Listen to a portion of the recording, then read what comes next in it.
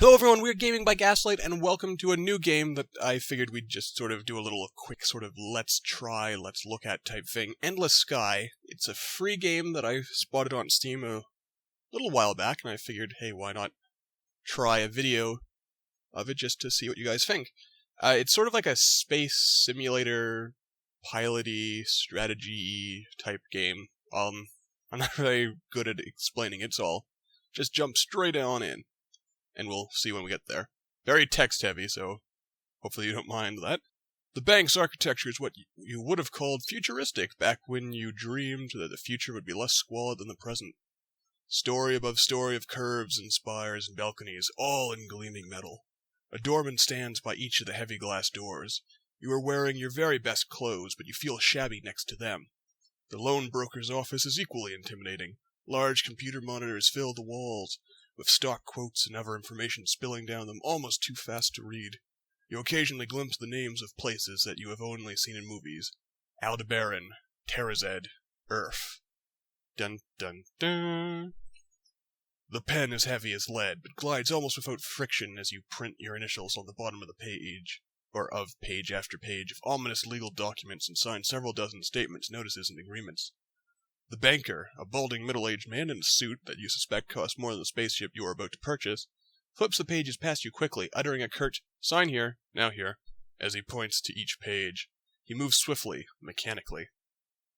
The only moment when he becomes truly animated is when explaining the truth in lending statement to you.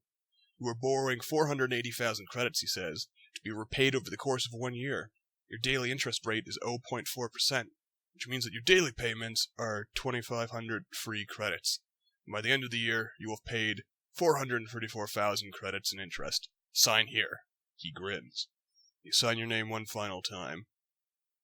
I always have to pick the perfect name when I'm playing these on my own, but for the sake of getting this Let's Play off and, or look at off and going, we'll call ourselves Ace. Pilot. Yes, very original and clever parents we had. The elevator is so well tuned you do not even realize it is moving until it has deposited you back in the lobby. Blur. But as you leave the bank, you are smiling. This crazy adventure suddenly feels real to you. You are going to do it. You are finally going to get off this planet. Compared to the bank, you feel much more at home in the shipyard, walking among the rusted-out hulks and newer ships that gleam in the sunlight. You smell grease and dirt and rocket fuel. Wonderful smells. There are free ship models within your price range. Which one you choose will determine your future. Choose wisely. Yes, excuse me. Yeah, it's always the beginning of the day that my throat seems to get kind of rough. I should probably take a lozenge for that. So we could take a shuttle. Let's see. Although Betelgeuse or Beetlejuice Shipyards produces other ship models as well, the majority of their profits come from the shuttle. Let's see, it's equally well as passenger or cargo courier. Also happens to be the cheapest ship you can buy. Okay. Not designed to withstand combat of any sort, but are fast and maneuverable enough to get out of harm's way if attacked by a larger, slower ship. Interesting. We also have the freighter, which is, I'm assuming, sort of a balance. Let's see, Syndicate CT-50 Star Barge is little more than a cluster of cargo containers, I feel sneeze coming on, with an engine at one end and a cockpit on the other. It is a slow and ugly ship, but it can carry enough cargo to earn its captain a steady income, even in parts of the galaxy where, excuse me, I'll try to remember to edit that out, sorry, where it is hard to find passengers to carry or courier missions. Because they often carry valuable cargo, and because they are too slow to evade any attackers, star barges are a common target of pirates. And then there's the Sparrow, which is an interceptor, because it has its own hyperdrive, and I feel a never sneeze already coming on. What the heck is going on with me? Because of its limited cargo and passenger space, primary way to pay the bills is by hunting pirates or by becoming one. Interesting. Let's see. 2 out of every 3 first-time ship buyers who choose to pilot a Sparrow lose their ship and often their life as well within the first month of owning it. So this is basically a harder start, but also we could become pirate hunters. Now, personally, I sort of think it almost sounds like this would be the easy start, but we'd also not really have any weapons. This would be sort of a balance. Though they are a target of pirates. Yeah, we'll go with the shuttle, I think. We'll spend our time being merchants to begin with. So we actually can buy more ships and eventually even get a fleet. What do we want to call our first ship? We will call it... we'll call it the Iron Falcon, spelling iron with a Y to be all sci-fi-like, even though that's actually the old school spelling of iron, or something like that. What's this? With some trepidation, you give the shipyard owner your money and take your new ship for a test drive, piloting it out of the shipyard and onto a spare landing pad by the spaceport.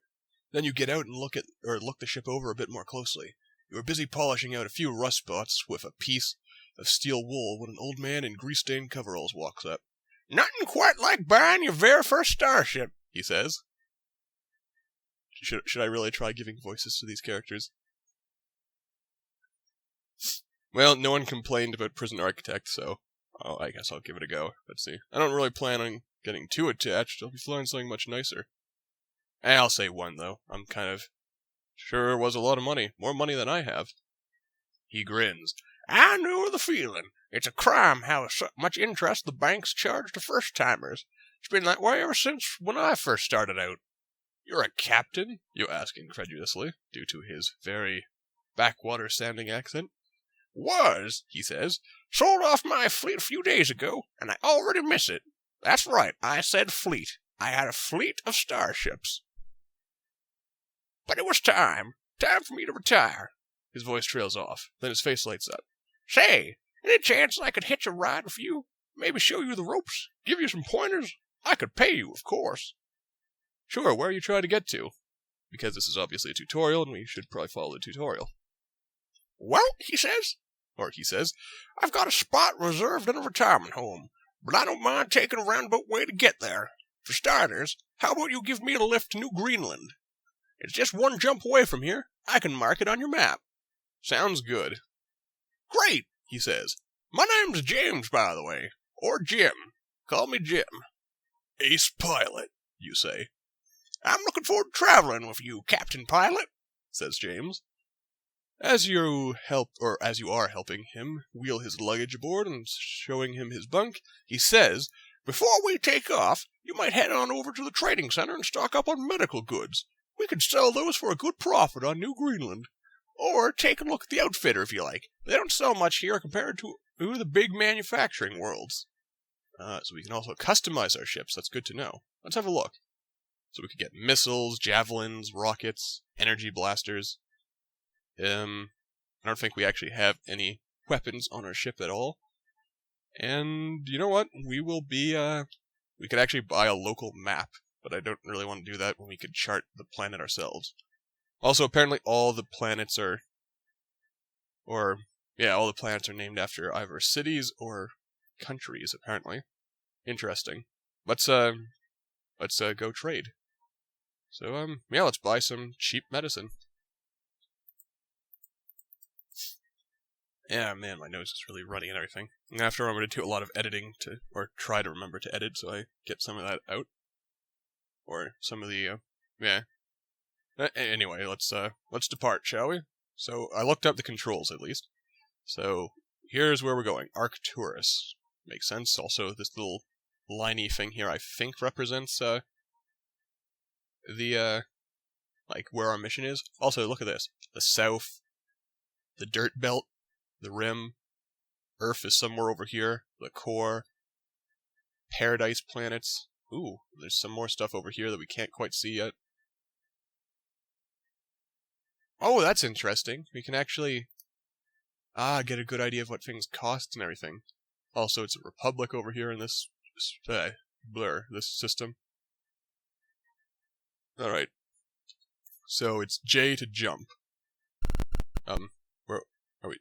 There we go. Now we can, sail around normally using the arrow keys, or WASD if you rebind it. And to land... Oh, I forget how you land on a planet. Is it L? Oh, I think it's L, because I hit L. There we go. As you land on New Greenland, James says, "Congrats on your first trip through hyperspace. I'm impressed that you didn't throw up.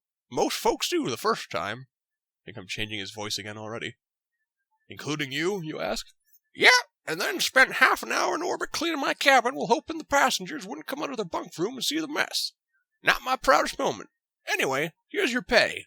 He hands you 10,000 credits. Nice, we're already, was it like 424,000 away from paying off our loan? Yay.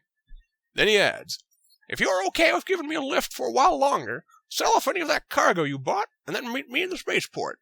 I'll see if I can rustle up any interesting work for you to do. Click the spaceport button to continue his mission. Alright, let's do a bit of trading first. So, sell all, we make a $94 profit. Let's buy some clothing, because it's very cheap. Oh yeah, also I'm hitting shift so that I'm buying in like 5 increments instead. I just figured that might work. There's also the job board where we could... Ooh, passenger transport to Mars, that sounds cool. But we're not going to take any missions right now. We are going to go port. Done.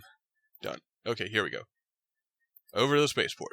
You begin strolling through the spaceport, walking briskly in order to keep warm and wondering if it might be worth investing in a good winter coat for visiting planets like this one. Eventually you find James. He has an entire family in tow. A young couple, an elderly woman, and 4 children who range in age from probably about 3 or 4 up to 12 or 13. Captain Pilot, he says, wonderful to see you again. I was just talking to this family. They've been having trouble finding a single ship that can give them all passage. But I told them that your shuttlecraft has plenty of bunks. At least if the kids double up. They can pay you 40,000 credits to take them to New China, which is just a few jumps away from Earth, and is a planet well worth visiting in its own right. What do you say?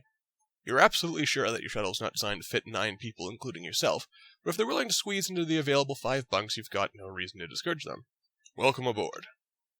James helps the older woman up the steps and into your ship, while the younger family members carry the luggage. You're going to have quite a full ship for the next few days. Yay! Alright.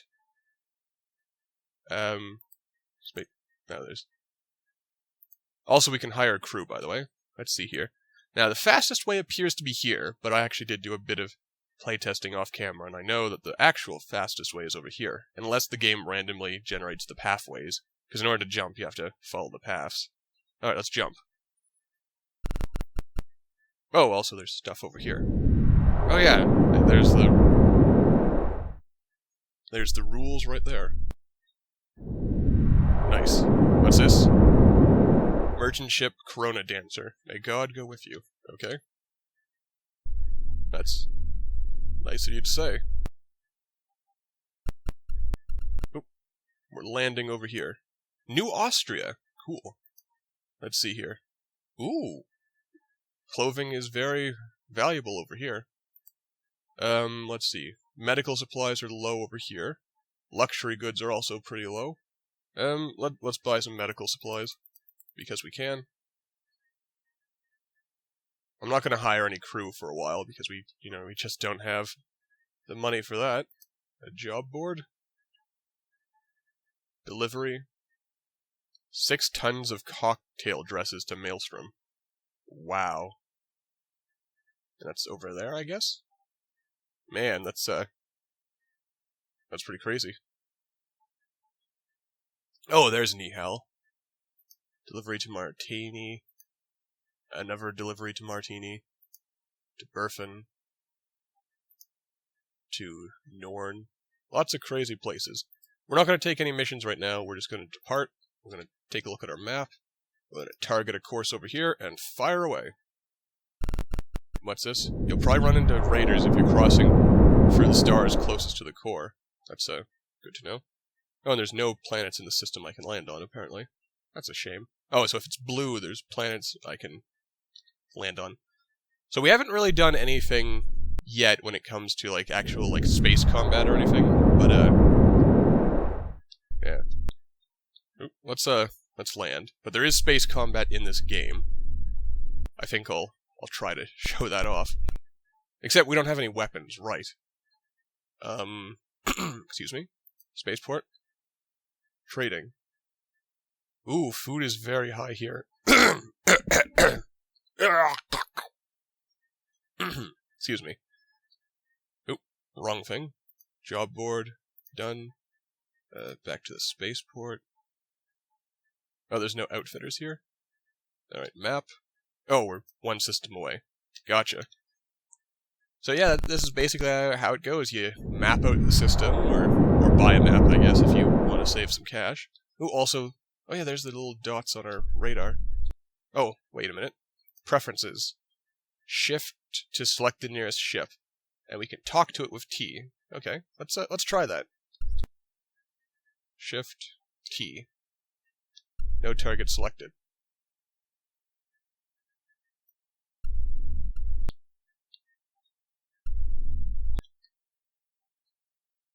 Okay, maybe I did that wrong. With Shift key. N, maybe? Okay, let's, there we are. Hi there. Oh, ship entering hyperspace. So N to target, R to target hostile ships. I was scanned by some ship.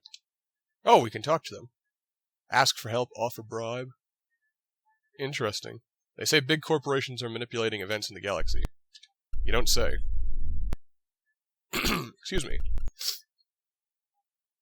Oh my god, look how smoggy that is. Is that really a good place to raise your children? And would New China... Like, is this basically implying the entire planet is just one massive city that's pumping smog into the atmosphere? Let's see, along the journey you learn that the family are named the Hendersons, moving to New China because they hope the urban setting will be better for their kids. Wait a minute. There were hardly any children at all, and their village had only a few thousand people. So they're leaving their entire planet for another planet because the one village on their planet only had a few thousand people. That's sci-fi logic for you. Also, I just randomly looked towards the screen as if there was a camera there and you could see me. I don't know. I feel some days that I actually want a camera. Some days I feel I am just being silly and I don't need one. Anyway. Let's see, the grandmother, Olivia, has also been chattering non-stop about how excited she is about a world where she can actually go sunbathing. I'm getting much too old for snowshoeing, she says. Ah, so these are single biome planets that we're dealing with in this universe. Of course, of course. That's not like me insulting the game, by the way. That's just, standard sci-fi tropes. Anyway, say goodbye to them and wish them well, and as agreed, they pay you 40,000 credits. Score! You're already well on your way towards paying down your mortgage. Yay! Also, 40,000 credits, that is a lot of money for a transport job. This must be a wealthy family. And either that or inflation is way out of control in the future. Then again, that also means ships are dirt cheap. Relatively speaking. As James leaves the ship, he says, Again, if you're okay with continuing to give me a ride, just meet me in the spaceport. Alright. Let's see here. Medical is not very cheap here. This stuff is pretty cheap. I probably could have made some profit there. What's this? Doesn't take you long to find James in the New China Spaceport. He's already got a small group of people with him. A middle-aged couple and a teenage boy. Hi there, Captain Pilot, says James. Interested in carrying some tourists to Earth? Sure thing, I've always wanted to go to Earth. Probably. Great, he says. This is Chuck and Sarah and their son Carl. Of course, Carl. Let's help them carry their luggage to your ship. My voice is cracking. I'm going to have to give up this voice soon. As you begin walking back, slightly ahead of them, James whispers to you, Tourists are always a good way to make money. They're on vacation, so they don't mind paying a bit extra. But no point in your cargo space going to waste. So take a look at the job board and see if there are any delivery missions we can run at the same time. Oh, my cargo is actually... Yeah, I have no free cargo space. Anything on the road to Earth? Oh, Betelgeuse. That's where that ship I bought comes from, apparently. The Crossroads. Rush delivery. 11 tons of gravel. Okay. Wow, actually, there's some pretty good credits to be made here. I don't know why I'm wasting my time like a sucker. Oh, there's Seoul. Is there anything going to Seoul? No, it doesn't look like it. Anything in the direction of Seoul? Not really, but we'll have to keep that in mind going forward. Depart! Man, some of these ships are pretty big and scary. Let's jump.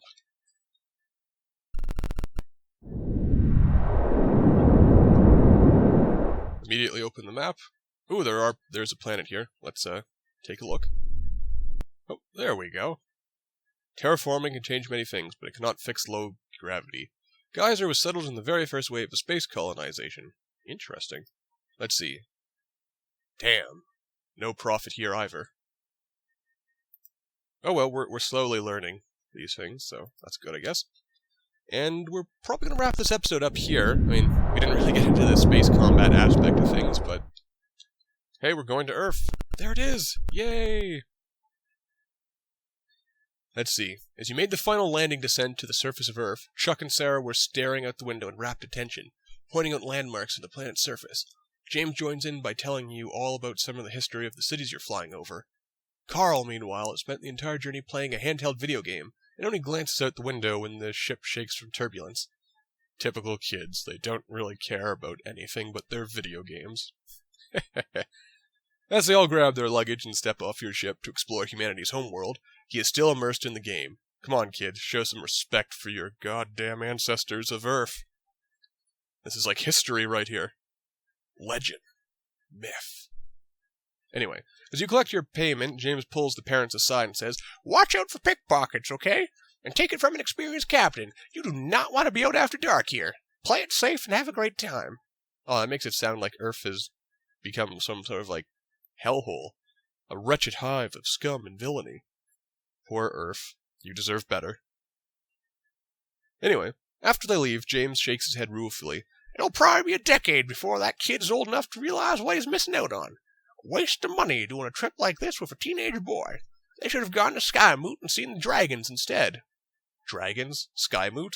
Is that a reference to Skyrim by any chance? "I'm sure that would interest him a lot more than historical museums and ancient cities." Then he picks up his luggage and adds, "Same deal as before. If you want to keep traveling together, meet me in the Spaceport." Done. Ah.